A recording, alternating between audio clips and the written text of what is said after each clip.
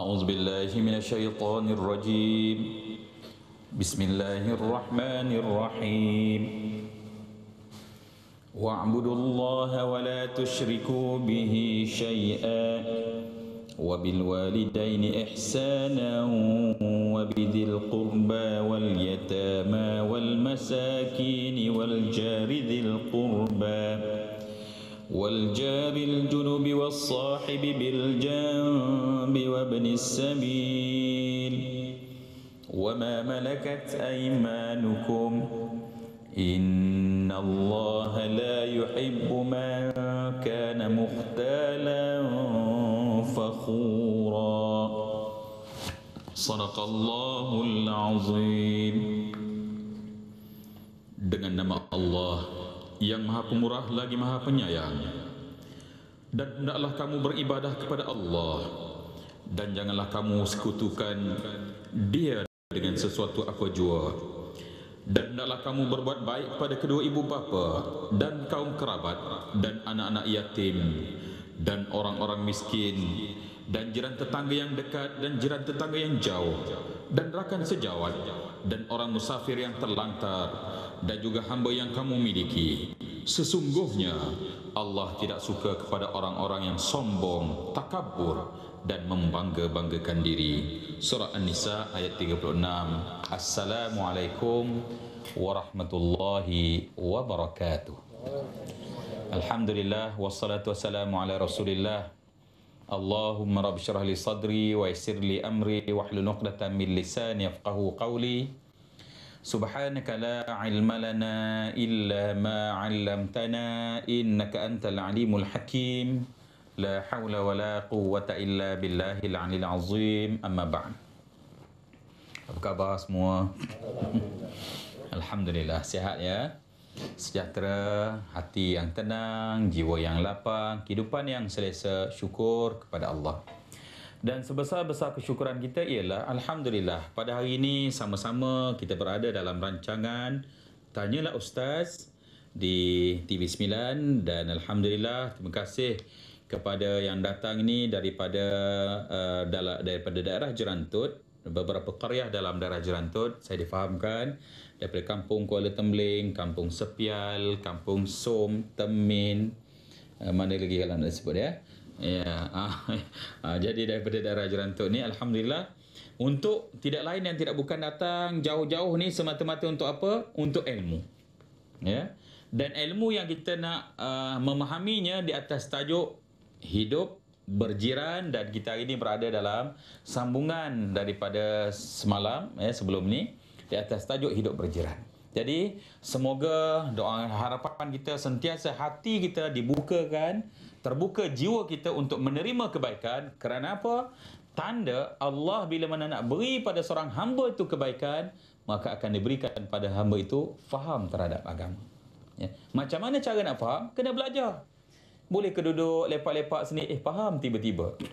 Ya, duduk saja-saja, terus alim. Tak, ilmu kena belajar. Ya. Jadi alhamdulillah, tahniah kepada TV9 kerana membuka peluang kepada umat Islam kita di Malaysia khususnya untuk sentiasa hari demi hari bertambah ilmu dalam rancangan Tanyalah Ustaz. Okey.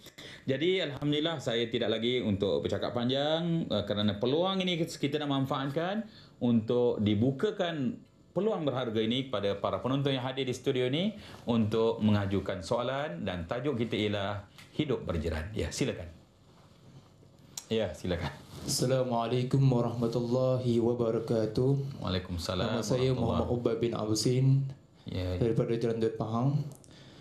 Ustaz yang dimuliakan, mohon Ustaz jelaskan lagi hak-hak atau hak-hak dan adab-adab dalam hubungan kejiranan yang mesti kita berusaha dan untuk kita laksanakan. Terima kasih Ustaz. Allahu Akbar, cemas mendengar soalannya. Ya, daripada Jerantut ya. Saya difahamkan pelajar student ya, UiTM, alhamdulillah ya. Okey. Ini kira sebagai tak puas lagi hak semalam ni gayanya. Semalam dah menyebut antara hak-hak kejiranan, jadi rupanya hak ni banyak sangat. Ya, banyak sangat benda je weh. Ya. Jadi apa hak tu yang kita kena jaga, yang kita kena usahakan. Tak boleh sekadar tahu, tapi kita kena jaga ya. Baik, sebagai menyambung hak-hak ini yang disusun oleh para alim ulama, saya syorkan kita dapatkan dalam seperti kitab Ihya Ulumuddin sendiri, dan telah ada kitab Mau'izatul Mukminin, antaranya menghuraikan dalam bab kejiranan, juga seperti kitab peringatan bagi manusia yang lupa, Tanbihul Ghafilin. Ni antara yang menyebut ya. Jadi kita lihat ya, antara dalam hubungan kejiranan yang kita kena jaga ialah jika ia meminta tolong, hendaklah anda menolongnya. Jika ia memohon pinjaman, hendaklah anda meminjamkannya. Orang ya, dia memang kalau terdesak barulah dia akan minta tolong ya. Jadi kita usaha. Jika ia susah, hendaklah anda bermurah hati kepadanya. Jika ia sakit, hendaklah anda menziarahinya. Jika ia mendapat kegembiraan, hendaklah anda turut rasa gembira. Jika ia mendapat kesusahan, hendaklah anda turut merasai kesusahannya. Janganlah anda meninggikan bangunan rumahmu sehingga menghalang angin ke rumahnya, melainkan dengan izinnya. Ya. Jika jangan anda mengacau dan menginayainya. Jika anda membeli makanan, berilah sedikit kepadanya atau sorokkan darinya supaya jangan dia nampak suatu anda membawa makanan tersebut. Ya, kalau beli, eloklah beli lebih. Kalau rasa tak mampu, janganlah dinampak ya. Ni saja menjenjenya bawa ya, baunya pun kuat pula tu. Jadi ni hubungan kejiranan ya. Jangan membiarkan anakmu makan di luar rumah sehingga dinampak oleh anak jiranmu sehingga menimbulkan kemarahan anak-anaknya. Ya, ialah budak-budaknya main di depan rumah, dia makan, nampak anak jiran. Ni kena jaga ya. Jangan terganggu jiran dengan bau makanan yang kamu masak kecuali anda memperuntukkan bagian untuk diberikan padanya. Dah duduk dekat-dekat, bau pula. Masak benda hari ni. Gulai masak asam tempoyak ikan patih. Menggelopor maksudnya ya. Kena pula dengan sambal hitam dah. Jadi jiran sebelah tercium bau. Ya, jadi hak kena ya, kalau lebihkan ya, lebihkan untuk kita beri pada jiran ya, lebihkan kuahnya. Hendaklah anda memaafkan kesalahannya. Tidak meninjau-ninjau rahsia di rumahnya. Ya, meninjau-ninjau hal ehwal di rumah ya. Tidak menyempitkan laluan jalan ke rumahnya. Tidak membuang sampah dan kotoran ke rumahnya. Tidak mengekori dengan mata apa yang dibawa oleh tangannya. Sentiasa mengawasi rumahnya apabila dia tiada. Tidak mencuri-curi perbualan di rumahnya. Jiran sebelah berbual, kita mencuri. Hendak mendengar mencuri perbualan. Hendaklah menundukkan pandangan mata dari mandang terhadap isteri dan anaknya. Tidak mandang dengan lama terhadap pelayan perempuan di rumahnya. Hendaklah lemah lembut dengan anak-anaknya. Hendaklah bersabar terhadap kerenahnya. Jika ia meninggal dunia, hendaklah dihantar jenazahnya. Jadi ini antara lagi sebagai menyambung saya kira apa yang telah digariskan untuk kita lihat secara mendalam. Dan sebenarnya Imam Al-Ghazali kata apa? Hak dalam kejiranan ialah bukan sekadar kita tidak menyakiti jiran, tetapi kita bersabar bila disakiti oleh jiran. Saya ulang balik. Hak dalam bersahabat, hak dalam berjiran, bukan sekadar kita tidak menyakiti jiran, tetapi kita bersabar bila disakiti jiran. Kena ingat ya, pendek kata-kata ni. Betul kadang-kadang kita dalam kehidupan, betul kita sering kali kata apa? Saya dengan orang, okey. Saya tak buat jahat kat orang. Okey. Saya tak nyai orang, okey. Tapi tolong jangan buat jahat pada saya. Ya, tolong jangan buat tak betul dengan saya. Ni, tunjuk. Aki saya dulu atuk Atromentaro. La ilaha illallah. Di atuk dia aja yang terror. Jadi maknanya dalam hidup yang jadi masalah bila kita betul kita tak buat jahat dengan orang, tapi kita buat jahat bila orang buat jahat. Ni mana boleh? Yang sepatutnya kita bersabar, malah lebih hebat ialah kita berbuat baik kepada orang berbuat jahat kepada kita. Allahu Akbar. Wa ahsin ila man asa'a ilaika, dan berbuat baik kepada orang berbuat jahat kepada kamu. Okey? Okey, jadi peluang ni masih ada. Silakan untuk mengajukan soalan. Ya, silakan. Assalamualaikum warahmatullahi wabarakatuh. Saya Zirin Hanan binti Syuib. Ingin bertanya pada Ustaz. Bagaimanakah sifat mazmumah yang menjadi perosak yang paling bahaya dalam hubungan kejiranan? Terima kasih Ustaz. Betul lah ya, betul. Untuk membina, mengambil masa untuk meruntuhkan sekelip mata. Siapa tadi? Zirin Hanan. Allahuakbar. Molek betul namanya. Okey. Masih lagi belajar ya. Baik, apakah sifat-sifat mazmumah? Mazmumah ni sifat keji ya. Sifat buruk yang ianya menghalang, yang menyebabkan boleh merosakkan ya, merencatkan, membinasakan dalam hidup bermasyarakat. Baik. Jadi antara sebenarnya sebagai kita detailkan lagi ya. Antaranya ialah yang disebut pepat di luar, rencong di dalam. luar lain, dalam lain, depan lain, belakang lain.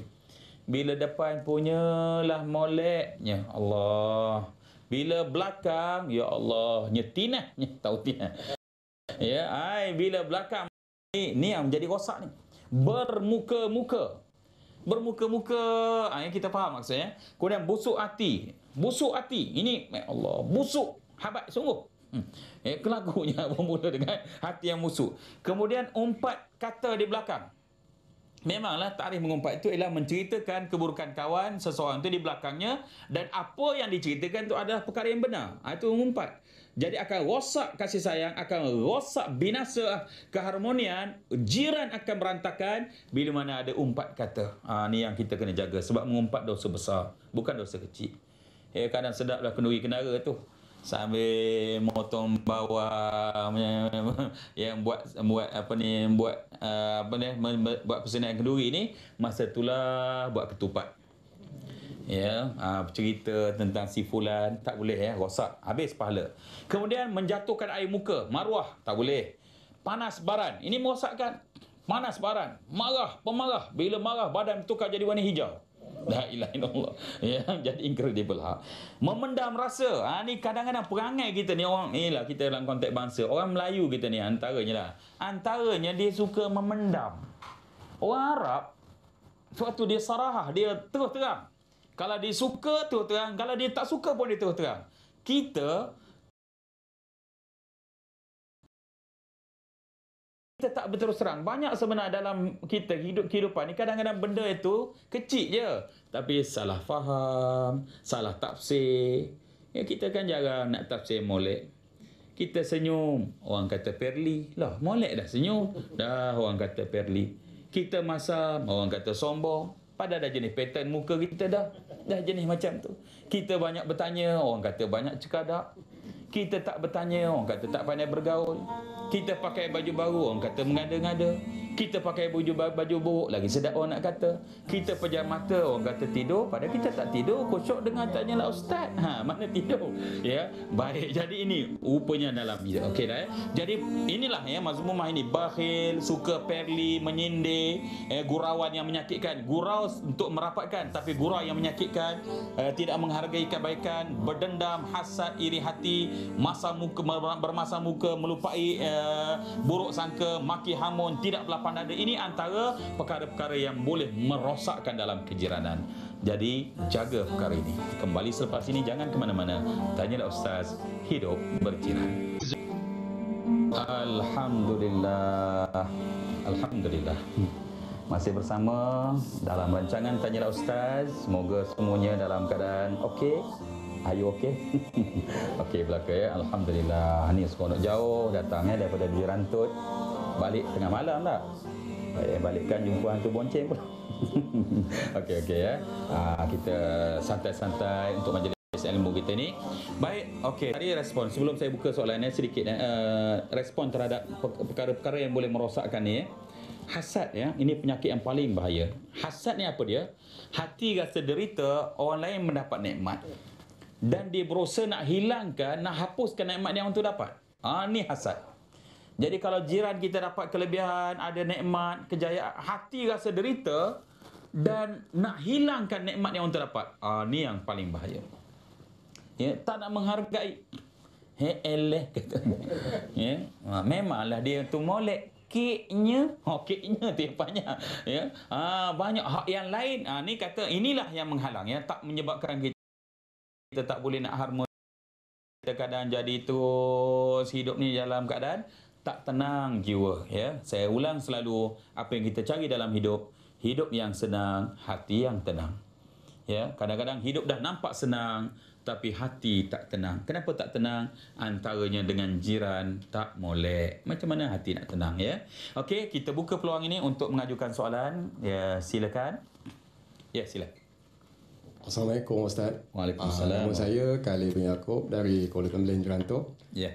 Soalan saya, Ustaz, apakah sikap kita terhadap jiran yang kurang baik? Sekian Ustaz. Pendek je soalannya. Hebat orang Kuala Tembeling ni. Apakah sikap kita terhadap jiran yang kurang baik? yang tak molek kelaku perangai. Macam mana kita nak buat? Ya, Allahu Akbar. Memanglah ya. Kadang-kadang terjadi banyak sebab dan banyak faktor ya. Sebab tu benarlah ya, al-jar qabla dar. Pilih jiran sebelum pilih rumah. Mana kita nak cari rumah, tengok dengan siapa kita berjiran. Ya. Jadi kita nak cari jiran yang baik. Jadi tapi dah ditentukan, rupanya kita dapat jiran yang tak baik. Jadi macam mana nak buat? Okeylah ya. Ini adalah panduan. Inilah kita lihat Nabi SAW telah datang membawa ajaran agama kepada kita yang sangat hebat, rahmat yang sangat besar ya. Jadi Nabi SAW telah menunjukkan bagaimana Nabi berhadapan dengan orang tak baik. Baik ya, dalam rukun akhlak sendiri ada menyebut. Akhlak ni ada rukunnya. Yang pertama apa dalam rukun akhlak ialah silman qata'ak. Hubungkan dengan orang yang memutuskan kamu. Jadi jiran yang tak baik, dia putuskan dengan kita, kita hubungkan dengan dia.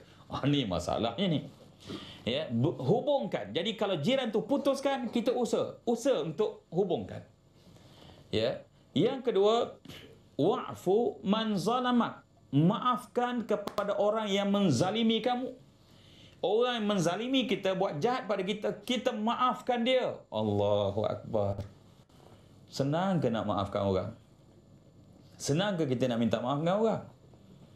Tunggulah raya esok. Hari raya. Salam raya kosong-kosong. Main kosong-kosong macam tu je.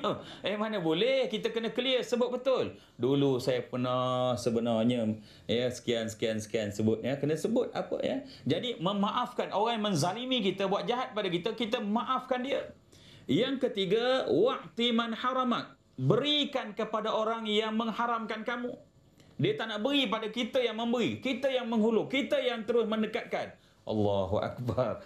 Ni kata akhlak yang baik. Yang keempat, kemuncak yang hebat.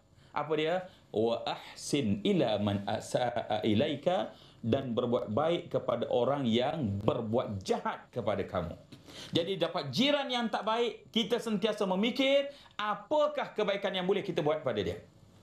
Jangan kita fikir nak balas balik apa yang dia buat pada kita. Tak apa. Ni kita sokmo, kita ni macam itulah. Ya, dia ingat dia aja boleh. Ingat kita dia tak boleh. Dia tak tahu herok kita kira kita aja. Ya. Jadi maknanya kita kena berusaha untuk yang terbaik, utamanya dia ngumpat kita, hantar hadiah. Dia paling hebat ya. Hantar hadiah. Dia buat jahat. Inilah ajaran agama. Ya, kalau kita berusaha, kita laksanakan, insya-Allah minima, bukan kata bukan kata habis ya. Minimal artinya kerosakan. Ya, kuranglah kita menjadi satu pihak yang ingin mencari kebaikan. Ya. Jadi artinya, dan yang utama jangan kita abaikan, adakah kita sentiasa doakan jiran kita. Faktor doa. Kita selalu doa, tapi doa tak molek, ya. Biarnya pekuknya. 18 tahun tak dengar perkataan pekuk ni. Ya, biarnya kembung perut, biarnya ni benda tak molek, kita doa. Sedangkan kita kena doa yang molek. Ada tak kita doakan jiran kita, sesaudara kita dengan kebaikan? Ya Allah, hidayahkan dia. Ya Allah, berilah bimbingan. Ya Allah, berilah ketenangan, kedamaian, kebaikan, hasanah dunia, hasanah akhirat. Kena doakan. Doa dan doa. Terus doa. Kalau dia makin tak baik dengan kita, makin kita doakan. Allahu Akbar. Mudah pada perkataan, payah pada tindakan. Tapi yang payah itulah yang kita kena buat ya. Baik, okey, silakan kalau ada yang ingin mengajukan soalan lagi, silakan. Assalamualaikum Ustaz. Ya, saya Zaini Abidin daripada Kampus PI Kuala Temeling. Sekiranya dahan pokok jiran masuk ke dalam kawasan rumah saya dan buahnya gugur dalam kawasan saya itu, adakah boleh saya mengaku bahawa buah itu adalah milik saya? Sedap tu dia. Buah benda hantar sikit kau. Okey, ni dah mula mendetail dalam konteks ini mungkin kampung, taman, tapi kalau rumah flat payah sikit ya. Okey, dalam konteks di kampung, tanah sebelah pagar, pokok sebelah kawan di pokok ni masuk kawasan rumah kita. Ya, pokok mangga, buah mangga, apalah ni masuk dalam kawasan rumah kita. Jadi buah tu kita nak mengaku hak kita. Guna ke cara ni? Hak kita ke siapa? Ya, susah juga ya. Dia sebenarnya tidak ya. Kerana apa kata dia? sekiranya dahan pokok itu masuk dalam rumah, tetap buah itu milik jiran sebelah. Tetap, ya, bukan milik kita, tidak, ya. Ia tetap milik pemilik pokok berkenaan. Namun begitu, dia jiran ni bila mana dah melepasi sempadan, dia kena minta izin. Kena ingat tu.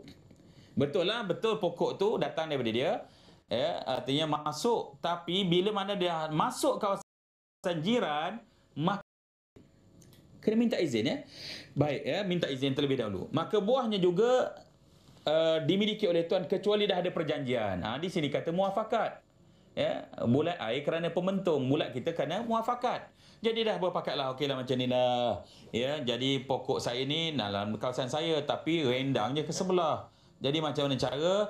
Kita pakatlah. Mana hak lepas ni, tu ambil lah bagi pihak awak. Ini contoh. Kalau ada pakat, segalanya atas permuafakatan, ya. Tapi asasnya balik, mesti kita minta izin kalau nak ambil. Dan tuannya juga kalau dah lepas ke melepasi ke pagar sebelah sana juga kena minta izin. Kenapa? Dah melepasi sempadan.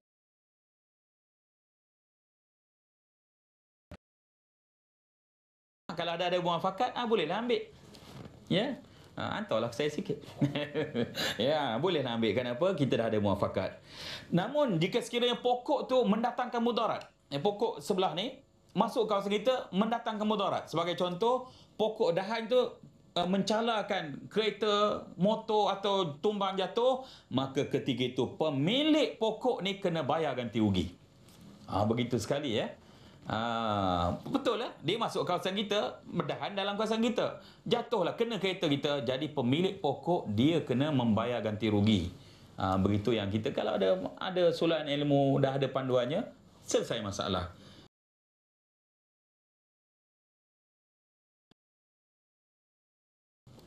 Yang hambat kerja keliling kampung ni, berlari 100 meter. Orang 100 meter pergi ke Sukan Olimpik, dia 100 meter tak lepas ke mana, berlari dalam kampung.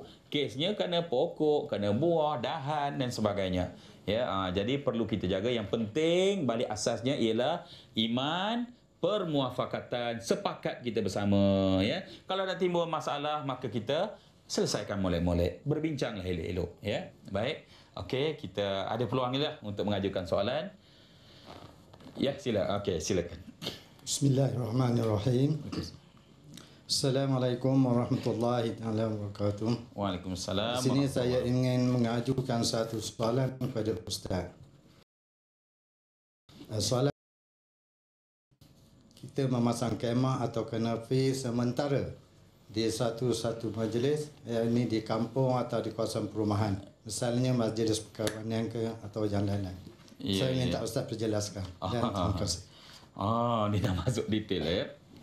Iyalah, ya. Bila dah duduk dalam kampung, bila bermasyarakat, ada kenduri kendara, kemudian bertunang. Hari ni bertunang saja pun kan 7 ekor lembu. Mana 7 buah kemah? Mesti dalam hantaran esok bila kahwin pula, RM33,333 sen dengan jumlah dolar $33 dibawa oleh mereka berusia 33 tahun untuk dia akan nikah pada jam 3.33 petang.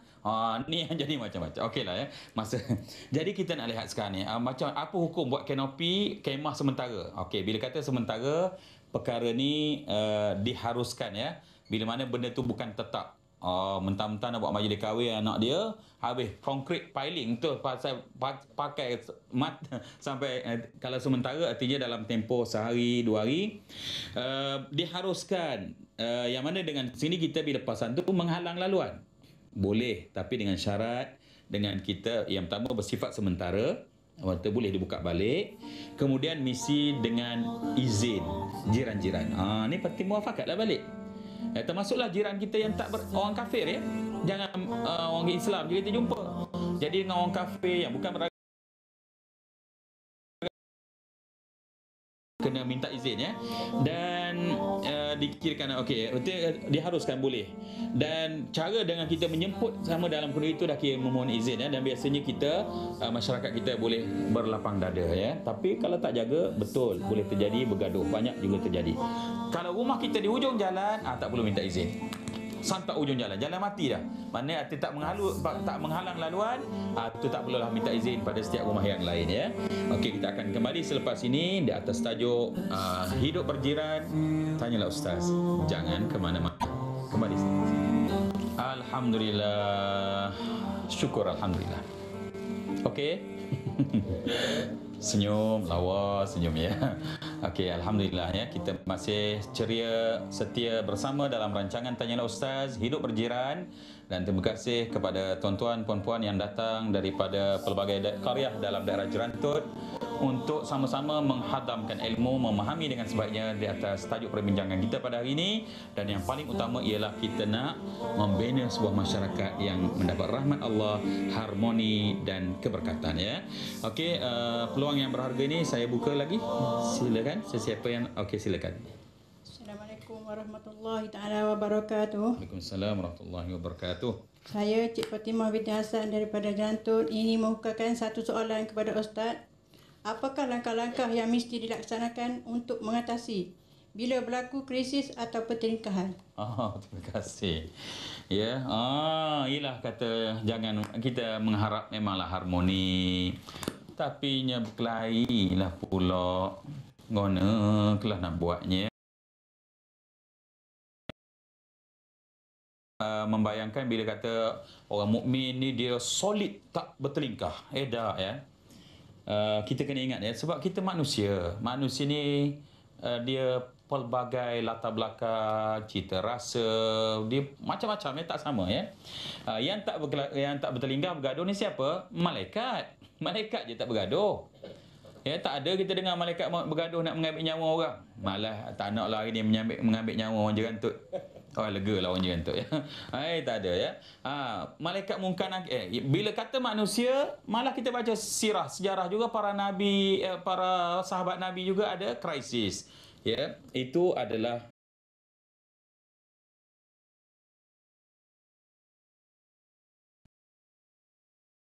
krisis. Lagi apa, lidah kan dan gigi lagi kan tergigit, itu dah normal. Yang tak normal, kerja gigi asyik nak gigit lidah. Ni tak normal. Gigit sampai berdarah dah lidah ni, kena gigit. Ni dah jadi tak normal. Jadi artinya bila krisis, bagaimana langkah nak menangani? Allahu Akbar ya. Baik, bila berlaku krisis memanglah kita bertenang, ambil tempoh bertenang. Ya, sebab yang bahaya bila krisis ni ada anasir yang kerjanya suka menyuburkan krisis. Ni yang paling bahaya. Ya, ada yang suka terus disuburkan. Jadi artinya kita nak tempoh bertenang. Dia kalau terima satu berita isu nak tenang.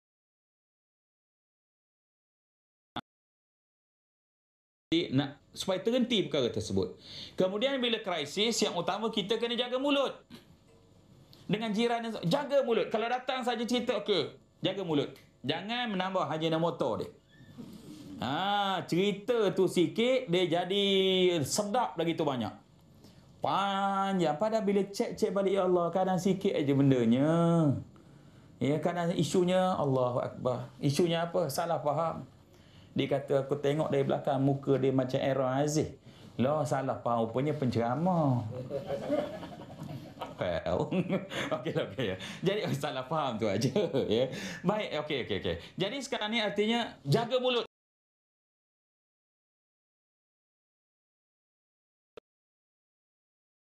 Lagi kita peluaskan lagi, ni hancur. Ya, jadi artinya kawan bawa cerita saja kita rasa okey, tak apalah. Bila kita kalau tidak apa untungnya? Ya, yang bertepuk tangan siapa? Syaitan. Yang bertepuk tangan musuh-musuh kita. Yang rosaknya masyarakat, yang binasanya anak-anak, yang binasanya kejiranan, kemasyarakatan. Apa hasilnya? Apa baiknya? Ya, hidup ini terlalu singkat, malang penuh dengan segala perkara-perkara ini.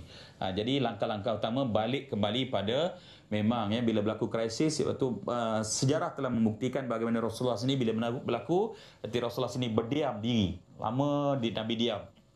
Nak tunggu jawapan Allah. Ya, artinya tidak terus Nabi menghukum, tidak terus Nabi mengulas, artinya berdiam. Cari titik penyelesaian, bukan mencari jurang yang terus menjarak jauhkan. Ya, artinya kadang-kadang perkara itu betul kata-kata, yang sengketa kita selesaikan, yang kusut kita leraikan, yang jauh kita dekatkan, yang musuh kita damaikan. Ini yang menjadi langkah utama yang kita kena buat. Balik hati kita kepada Allah, kepada agama ya. Okey, peluang ni kita ada lagi, silakan. Ya, silakan. Assalamualaikum warahmatullahi wabarakatuh. Waalaikumsalam. Ustaz yang dimuliakan, saya Muhammad bin Abu Sin. Di sini saya ingin mengemukakan satu soalan yang berbunyi, apakah ciri-ciri utama dalam hubungan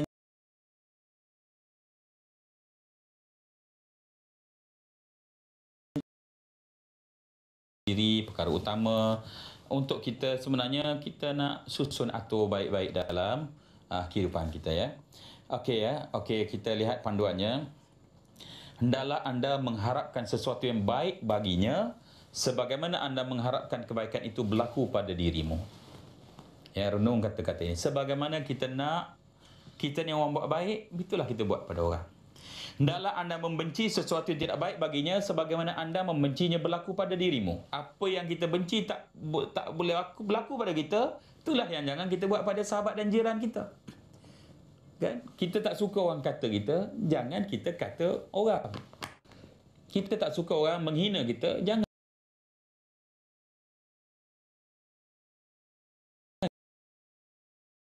sekala dia berduka. Hendaklah anda berusaha untuk menimbulkan kegembiraan di dalam hatinya. Ingat, sebesar-besar kebaikan yang boleh kita buat ialah idkhalus surur fi qulubil mu'minin, memasukkan kegembiraan dalam hati mukmin yang lain. Sentiasa kita memikirkan apa kebaikan yang boleh kita berikan pada orang. Kalau kawan gembira dengan senyuman kita, maka senyumlah. Macam hari ni kan senyum, nampak lawa belakang. Allahu Akbar. Allahu Akbar. Ya, mengancam sungguh ya. Senyum. Ya, senyum. Dengan senyuman, itu menggembirakan hati. Kalau dengan memberikan pendapat kita boleh gembirakan kawan, beri pendapat. Ya, minta maaf lah Ustaz, saya ni tak ada pendapat nak bagi. Tak apa.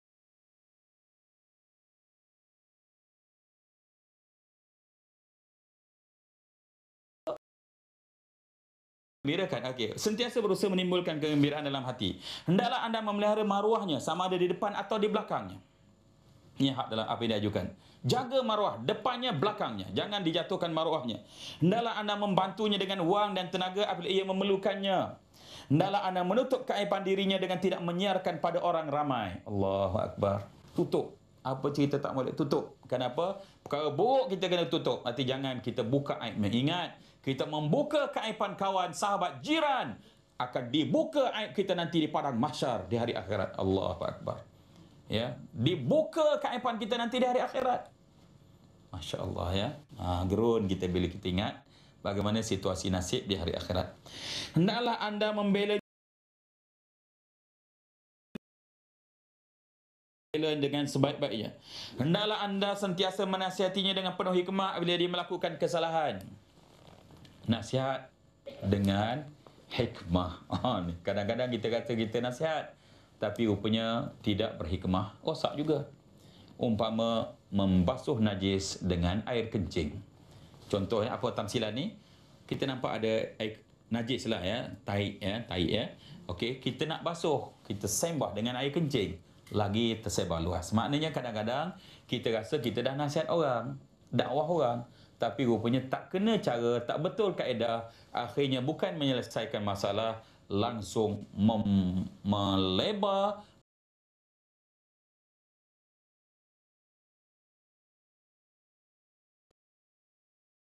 Keselamatannya dunia dan akhirat. Hendaklah anda berbakti kepada anak isterinya apabila dia meninggal dunia. Ini hak dalam kejiran persahabatan ya.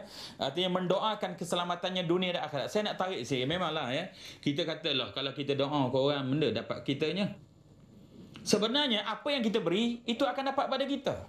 Ya. Betul, kalau kita doa untuk diri kita semata-mata, belum tentu Allah terima walaupun Allah janji wa qala rabbukum ud'uni astajib lakum. Allah janji nak perkenankan, tapi rupanya hijabnya banyak. Tapi kita doakan kawan, doa sahabat kepada sahabat, Allah tak tolak. Rupanya apa yang kita doa tu akan balik pada kita. Ya, doa-doa yang baik. Ya. Sebab tu sedikit saya nak detailkan tentang masa kita bersalam. Bersalam ni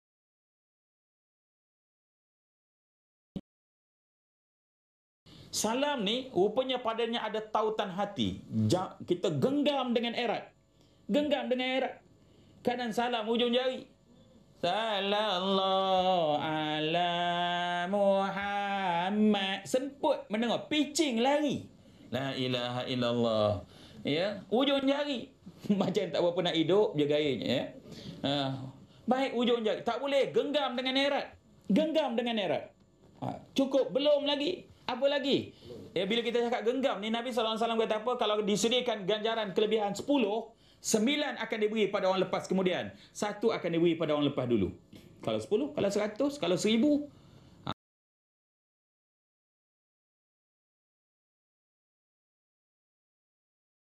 Cuba tengok.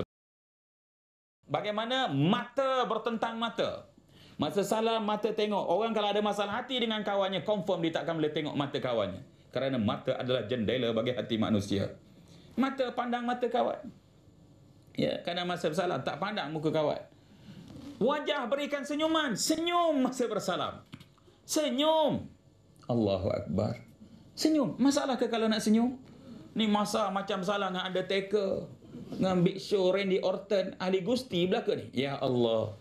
Ya, kemudian wajah berikan senyuman, senyum, mulut baca selawat, hati doakan untuk kawan. Doakan kawan, jiran, sahabat yang kita salam, doakan kebaikan. Ya Allah, sembuhkan penyakitnya. Ya Allah, rahmati.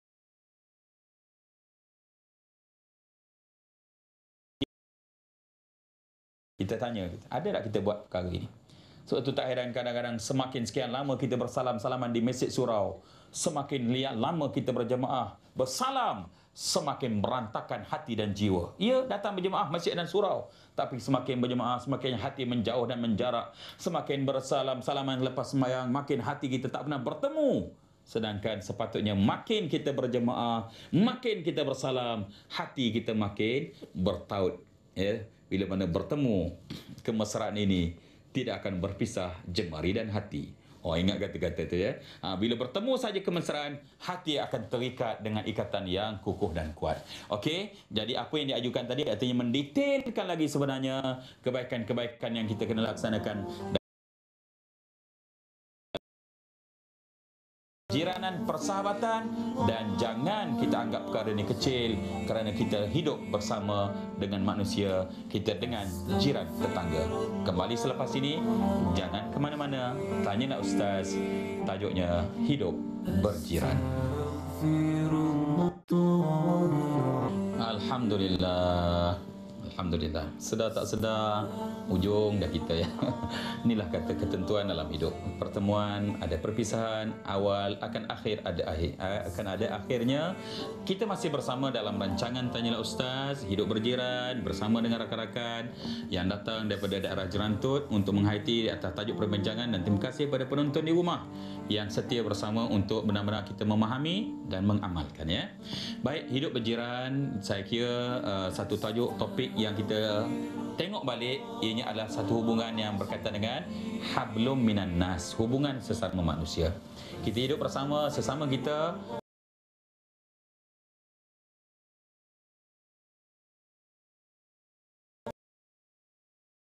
Harmoni artinya bunyi gitar, bunyi drum, bunyi apalah segala macam muzik, tapi bila dimainkan dengan cara yang baik, dengan disiplin yang baik, dengan saling kerjasama, akhirnya menjadikan irama yang sangat baik. Ini kata harmoni. Jadi bukanlah kata harmoni orang ni satu saja cita rasa, tak. Pelbagai cita rasa, pelbagai pandangan, pelbagai dia punya latar belakang. Tapi bila ada saling jaga soal, memberi dan segala-galanya, maka lahirlah keharmonian. Okey, saya kira untuk soalan yang mungkin soalan yang akhir lah ya dalam pertemuan kita pada hari ini. Silakan. Assalamualaikum warahmatullahi wabarakatuh, Ustaz. Waalaikumsalam warahmatullahi wabarakatuh. Saya ingin mengukakan satu soalan kepada Ustaz.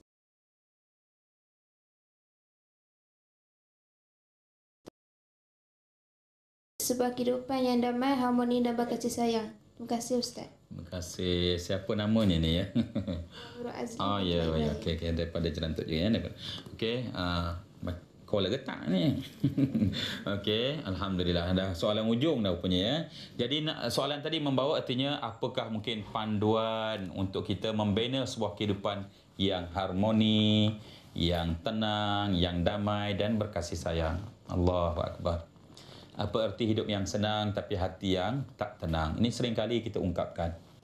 Ya, apa erti nampak hidup yang senang, mahligai yang hebat, rumah yang besar, kereta yang menjala hebat,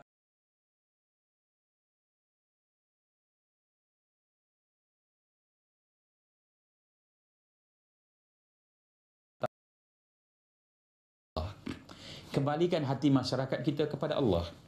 Kita dah semakin liar, semakin jauh dengan Allah. Kita seringkali menjadi hamba yang nakal dan durhaka pada Allah. Allah beri nikmat, kita sering membelakangkan Allah dalam hidup.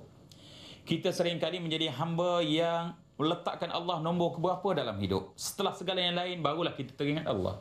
Bila kita duka, barulah kita ingat Allah. Bila kita sakit, baru kita ingat Allah. Waktu kita dilimpah kesenangan, waktu kita tenggelam dalam kenikmatan, seringkali kita lupa pada Allah. Jadi hidup yang tenang ni, jiwa yang tenang, ya, untuk dapat ni kembali pada Allah, ayatnya ialah Allah sendiri sebut dia, ya ayyatuhan nafsul mutmainnah, wahai jiwa yang tenang,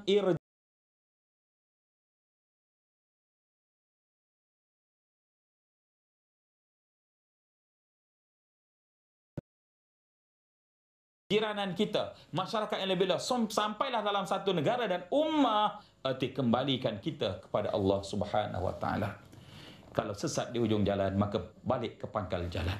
Apa pangkal bagi perjalanan kita? Pangkal bagi perjalanan kita adalah agama. Jadi kembali kepada agama. Agama adalah panduan dalam hidup. Artinya Allah letakkan perkara yang wajib, kita laksanakan. Yang sunat, kita nak bangunkan. Yang haram, kita jauhkan. Yang makruh, kita hindarkan. Yang harus mubah, kita jadikan ibadah kita pada Allah. Ini kata hidup beragama. Yang jadi rosak, yang wajib kita tak buat, yang haram kita langgar, yang sunat kita tak berkenan buat, yang makruh selamba kita buat. Ini yang jadi rosak dalam hidup. Ya,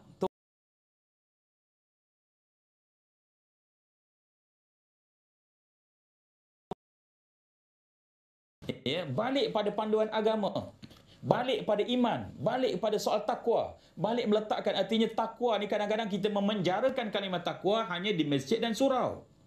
Ya, bila sebut takwa sebagai contoh, oh ini cerita kat masjid, ini hanya cerita kat surau. Takwa tak ada dalam rumah tangga, takwa tak ada dalam kejiranan, takwa tak ada kat pejabat, takwa tak ada di pasar-pasar raya, takwa tak ada di pasar-pasar. Kita rasa hanya takwa itu hanya di masjid dan surau. Sedangkan walau di mana kita pergi, maka takwa mesti kita bangunkan, kita jaga dengan sebaiknya. Jadi hubungan dalam kejiranan, bila sama-sama kita jadi orang bertakwa. Baik apa antara takwa ni ialah, orang bertakwa antaranya adalah sangat berhati-hati. Itu ciri orang bertakwa. Hati-hati.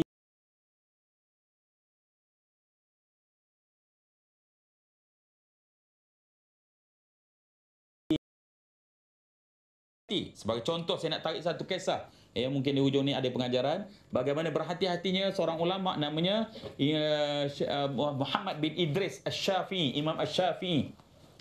Seketika orang tanya dia naik unta. Orang tanya, wahai Imam, unta ada berapa kaki? Kita yang tak pernah tengok unta ni, kali terakhir tengok unta bila? Yang tak pernah tengok unta pun kalau tanya unta ada berapa kaki, kita boleh jawab unta berapa kaki?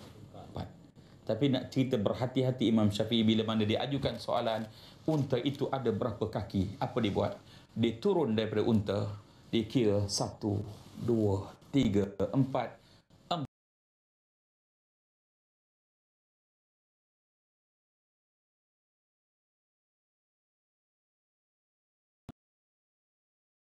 Barulah kejiranan, kemasyarakatan, hidup senang, hati tenang. Baik, terima kasih dan Alhamdulillah kita sudah sampai ke penghujung pertemuan kita dalam rancangan Tanyalah Ustaz di atas tajuk Hidup Berjiran.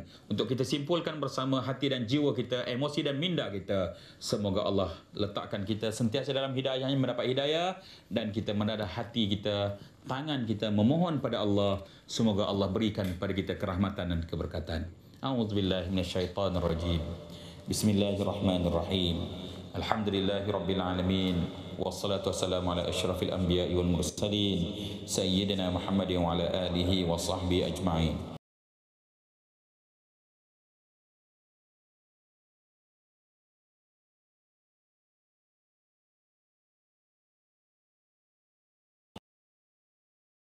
Ya Allah dan seluruh kaum muslimin dan muslimat.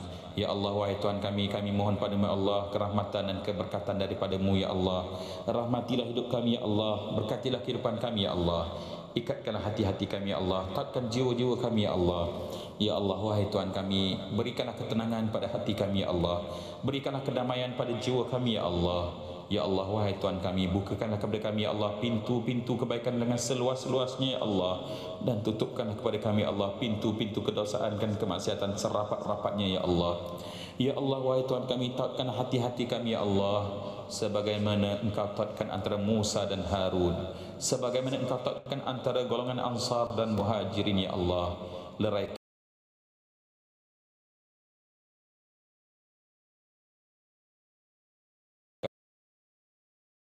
segala kekusutan di kalangan kami ya Allah. Allahumma ya Allah, wahai Tuhan kami mohon padamu ya Allah rezeki yang luas ya Allah. Jika rezeki itu di langit ya Allah, turunkanlah. Jika rezeki itu di bumi, maka keluarkanlah. Jika rezeki itu jauh ya Allah, maka dekatkanlah. Jika rezeki itu sedikit ya Allah, maka banyakkanlah. Ya Allah, wahai Tuhan kami, rezekikan kami ya Allah kehidupan di dunia ini ya Allah, dengan rezeki itu yang menjadikan kami ya Allah sentiasa tunduk dan patuh padamu ya Allah. Kami mohon padamu ya Allah ketenangan dalam jiwa, kedamaian dalam hati kami ya Allah, dalam kami mendidik diri kami, ahli keluarga kami, anak-anak kami, jiran tetangga kami, dan masyarakat seluruhnya Allah mendapat naungan rahmat, keberkatan, kasih sayang-Mu. Allahumma rabbana ati